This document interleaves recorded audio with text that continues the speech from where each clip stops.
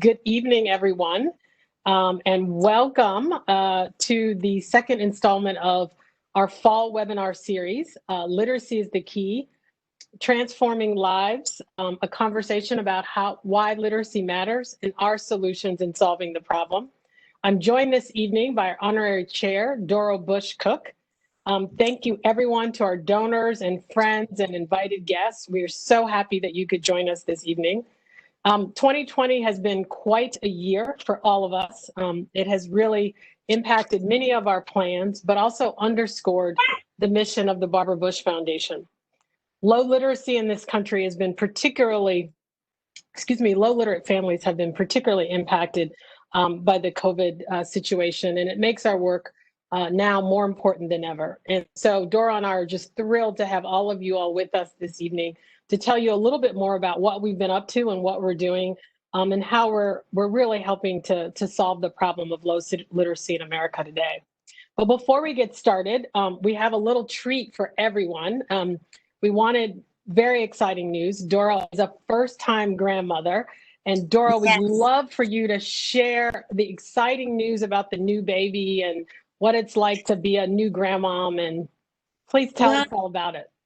Well, it's so much fun to be a grandmother. For those people who are already grandmothers who know about it, they know exactly what I'm talking about. It's just nothing but joy.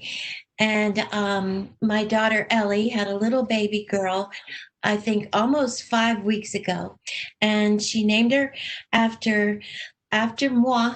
Her name is Dorothy Ann Sosa, and she's named after her other grandmother as well, whose middle name is Ann. So she's Dorothy Ann Sosa, and she goes by Dottie. But she's also named after my father's mother, who was Dorothy Walker Bush, and that was my name. And we are right now in real time in my grandmother's house, what used to be her house, which is now my house. So baby Dottie is the third Dorothy to be in this house up in Kennebunkport, Maine. But I only wish my mother were alive to know her, because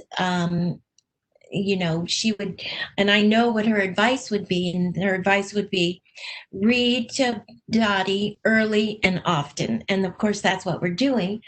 But I think Dottie just came in the room. So I'm going to have, and she's going to make an appearance on. She's a little sleepy, but this is baby Dottie, and she's just a dream. And she's in her Dottie outfit and everything. But anyway, that's my update on Dottie, and we just are so happy and we adore her. So precious. Congratulations.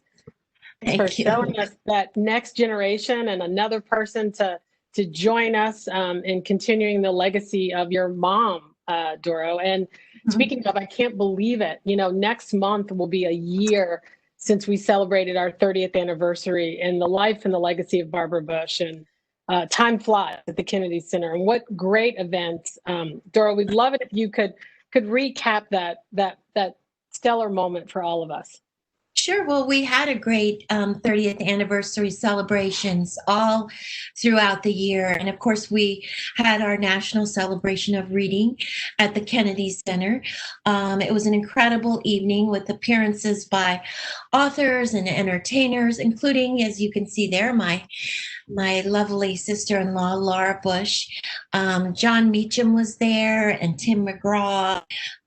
So it was an outstanding evening where we raised awareness and funds for literacy. We took advantage of those authors while they were in town, and we took the opportunity to record for Mrs. Bush's Story Time, which is the podcast we relaunched in celebration of our 30th anniversary.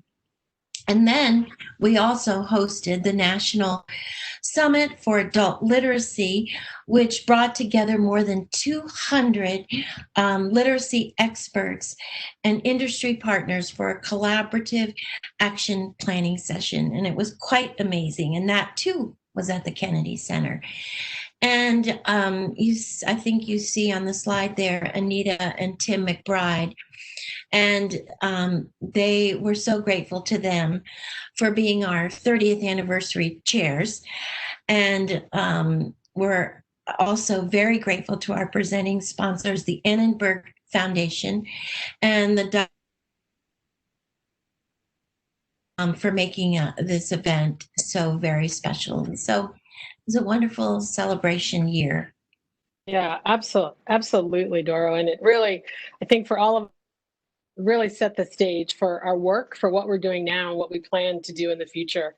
And today we wanted to share with you some updates on our work and some stats and facts. And you'll see the slide in front of you, but today 130 million Americans, 54% of adults between the ages of 16 and 74 lack proficiency in literacy, which essentially means they're reading below equivalent to the 6th grade level.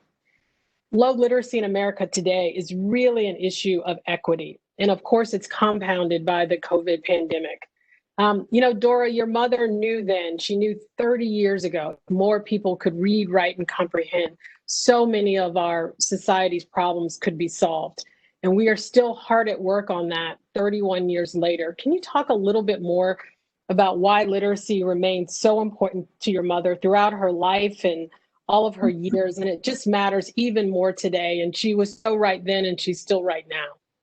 Right. So Mom knew that literacy was the key to a brighter future. My mom was usually right about most things. And in 31 years, she established the Barbara Bush Foundation. Research has proven that she was right about this too. It has enormous impacts on our economy, families. On this slide, I think you can see just a few of the statistics linking literacy to those issues. The U.S. could be losing up to 2.2 trillion or each year due to low literacy rates. Over 66 million people can't read the information that's being distributed about COVID-19. And a mother's education level is the single greatest determinant of her children's future success. And so that's why family literacy was so important to Mom and why it's still so important to all of us today. We believe it is the key to building a stronger, more equitable America. Yeah, absolutely. And Dora, I think what Dora and I wanted to share with all of you this evening is a little bit of what we've been up to and sort of where we're headed and the way we are currently looking at the problem. And we look at it through sort of 4 lenses or 4 focus areas. One is that we're laser focused on innovation and technology, using technology to actually accelerate our work, but also to help teach people to read. We also look at it as in the lens through which, how can we reach more people? How can we access them? Can we find and sort out the best programs and the resources in the field so that we can scale those to reach more learners nationwide across all 50 states in the District of Columbia? And third, we want to educate you as the American people, you as the concerned citizen. We want to let you know about the crises, to tell you the story behind it, but also so that each of you can become advocates for this cause. And then lastly, we want to make sure that we are data-driven, evidence-based, that we really understand what's powering the problem. What are the numbers, the faces, the stats and facts behind this silent crisis? So what we've done over the last 18 months is really what I call build the case of why literacy matters, why we need to be concerned about it as everyday Americans. Literacy is inextricably linked to equity, to poverty, and to health outcomes, as Doro said, specifically in a time like COVID. And so what we've done is really set out to build that evidence base. And we've done it through a couple of activities and projects. First and foremost, we direct you to our website. We've developed an incredible map. We call it the Literacy Gap Map, so that wherever you are in the United States, you can look up your community, your state, your neighborhood, and see what the literacy rates are, and perhaps volunteer, continue to support our work at the Barbara Bush Foundation, But also we think this data and this information will ultimately equip leaders in the field, mayors, governors, local leaders, so that they can actually invest in and fund literacy programs that are sorely needed in this country. Second, we commissioned the first ever study that connects literacy and the economy, specifically our GDP, as Doro said earlier. The study that we commissioned basically resulted in the fact that we could be losing up to $2.2 trillion in the economy and about 10% of our GDP due to low literacy rates. So something we really need to all be concerned about. I like to say it's not an individual problem, but it's a societal problem. Third, we have been so blessed and fortunate to have two incredible supporters and donors, the Annenberg Foundation and the Dollar General Foundation, who are both supporting 2 academic research fellows so that we can learn more about the use of technology and the barriers to that use so that more people can use technology to actually learn to read. And lastly, we galvanized, as Doro said earlier, about 200 experts in the field of literacy and adult basic education last fall to bring them together to create a 5-year national action plan to hopefully once and for all solve this crisis. We hope that the work that's done by the National Action Plan, what we call a roadmap of recommendations and concrete actions for not only policy folks, but also for individuals, for the corporate sector, the private sector, and philanthropy. We hope that it will be a true call to action and an opportunity for collective action around this country. And so what else are we doing? Practically speaking, we still serve America's families, and we're doing that through a number of ways. Through our ongoing and wonderful program, Teen Trendsetters, which operates currently in about 7 states, even though schools are struggling with online, offline, hybrid, so many things are going on. We're still reaching out every day to the school districts that we've previously supported, and we continue to support them. In fact, we're expanding our program in the midst of COVID. We're going online so we can serve more students, more mentors, and now we're even going to serve their parents. We're looking to serve their adults by providing them, adults and caregivers, by providing them resources, tools, and even access to an app so they can enrich their own learning. Additionally, thrilled to let you know that just this summer, we decided to partner with an incredible organization called Barbershop Books. They operate in about 21 states. We're partnering with them in Detroit and Baltimore to launch a new program to teach and increase reading outside of school to young Black boys ages 4 to 8. We're super excited about providing this literacy training to those young boys, but also to their caregivers, their parents, and actually to the barbers themselves. So stay tuned for that very exciting partnership that we hope to launch later this winter. And then, of course, we've talked a bit about COVID. We continue to update our toolkit that we launched last year to provide those resources to each of you, to parents, to grandparents, as you struggle to provide support to children during these uncertain times. We were also very thrilled that we were recognized for this toolkit by Forbes and Fortune. And we couldn't be more pleased with that work. So please look at our website and continue to get updates around that toolkit. And then, of course, we talked a bit about technology.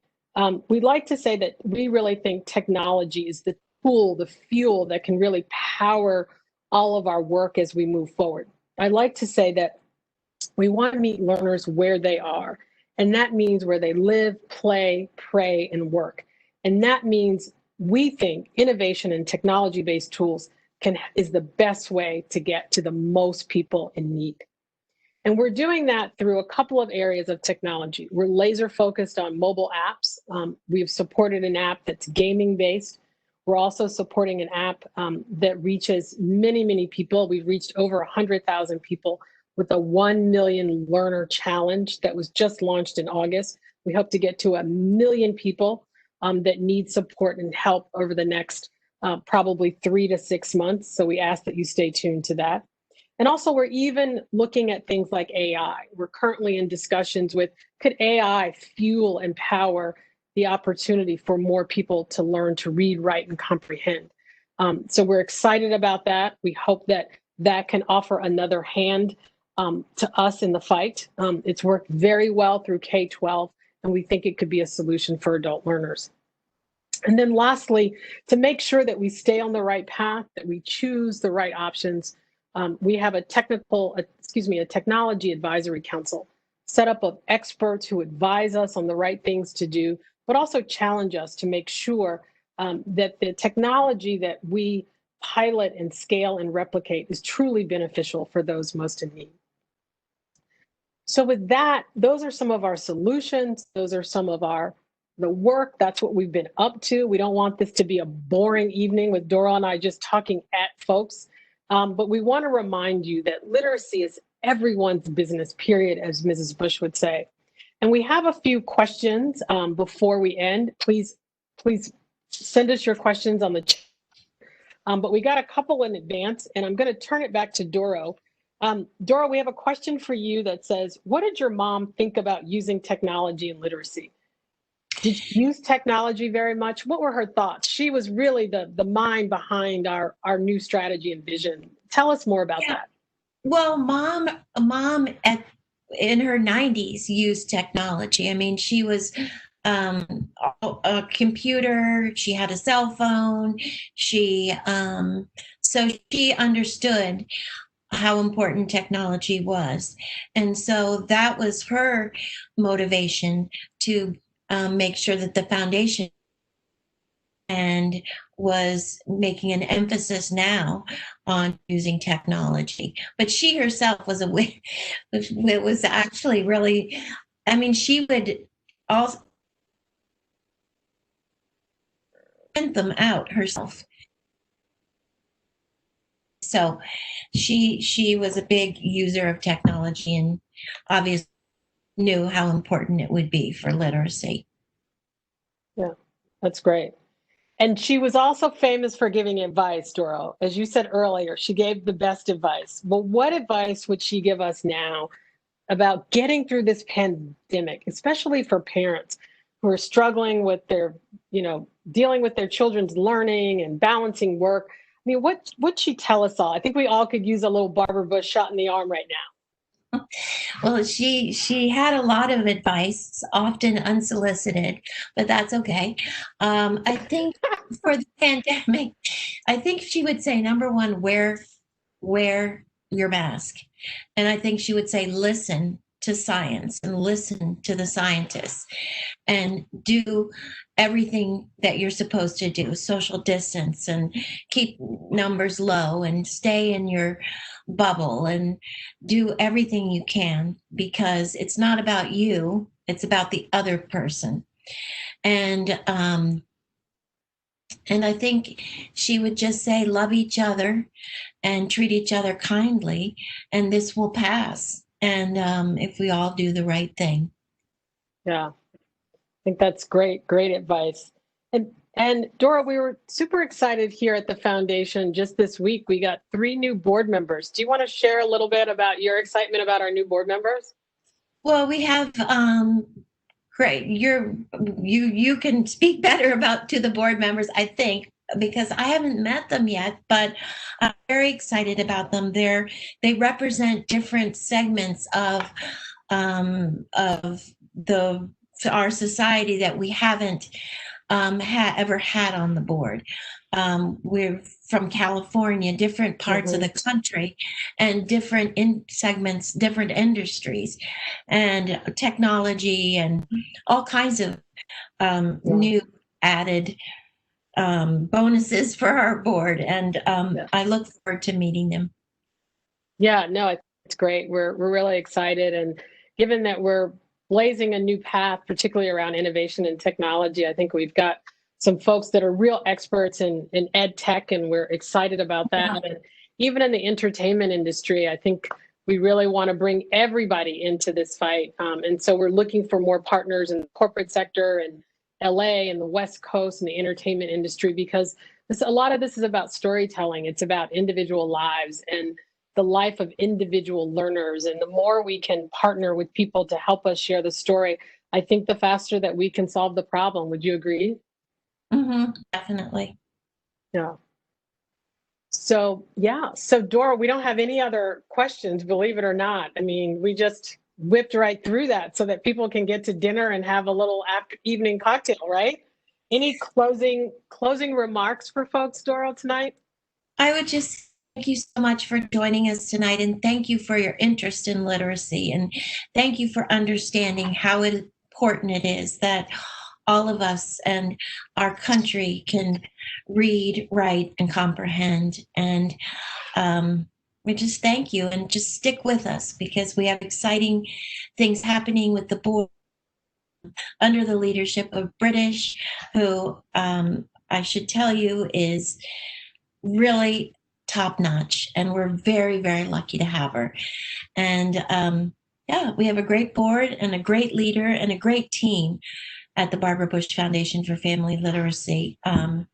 So I'm excited. I'm excited about what's to come. I'm excited about eradicating illiteracy in our country. It can be done, and we're going to do it. So That's with great. your help. Yes, great. Thank you. And as Doro said, with your help, we really, really thank you for making literacy your business. And we also want to remind folks that on October 13th, our last Literacy is the Key, Bridging the Equity Gap with John Meacham. He's going to share wonderful things about his new book about Representative John Lewis. So we're really excited about that, and we ask that you join us. And also, as always, to learn more, please visit our website at barbarabush.org. Thank you, everyone, for joining us tonight, and have a wonderful evening. Thank you, Doro. Good night. Thank you. Good night. Bye. Thanks, everyone.